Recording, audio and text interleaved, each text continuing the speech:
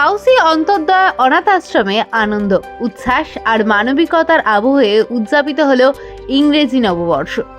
নতুন বছরকে স্বাগত জানাতে আশ্রম প্রাঙ্গণে অনুষ্ঠিত হয় এক মনোজ্ঞ সাংস্কৃতিক অনুষ্ঠান। নাচ, গান ও কবিতা আবৃত্তির মধ্য দিয়ে নিজেদের প্রতিভা তুলে ধরে আশ্রমের আবাসিকরা।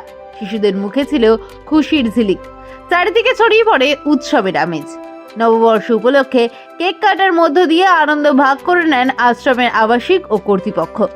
রঙিন সাজে সেজে ওঠা আশ্রম প্রাঙ্গণ যেন একদিনের জন্য মেলার চেহারা নেয়। হাসি, আড্ডা, গান আর শুভেচ্ছা বিনিময় মুহূর্তগুলো হয়ে ওঠে আরও স্মরণীয়। শুধু আনন্দই নয়, নতুন বছরের শুরুতে মানবিকতার বার্তা উঠে আসে এই অনুষ্ঠানে। আশ্রমের আবাসিক, শিক্ষক ও কর্মীরা একসঙ্গে ভগবানের কাছে প্রার্থনা করেন বিশ্ববাসীর শান্তি, সুস্বাস্থ্য ও মঙ্গল কামনায়। সকলের প্রত্যাশা নতুন বছর যেন নিয়ে আসে ভালোবাসা, সহানুভূতি ও সৌহার্দ্যের আলো। সমগ্র অনুষ্ঠান জুড়ে ছিল ভ্রাতৃত্ববোধ ও আশা ভরসা ছোঁয়া। পাউসি অন্তর্দয় অনাথ আশ্রমে এদিনের নববর্ষ উদযাপন নিঃসন্দেহে এক অনন্য দৃষ্টান্ত হয়ে রইল, যেখানে আনন্দের সঙ্গে সঙ্গে মানবিক মূল্যবোধকেও গুরুত্ব দিয়ে নতুন বছরকে স্বাগত জানানো হলো।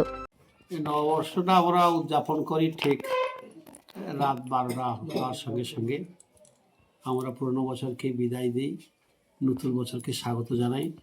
সেই সঙ্গে সঙ্গে আমরা সকল ছেলে মেয়ে, আমাদের সঙ্গে জড়িয়ে থাকা সব মানুষজন এবং আমাদের সকলের সহযোগীরা একসঙ্গে আমরা প্রার্থনা করি যাতে সকলের মঙ্গল হয়।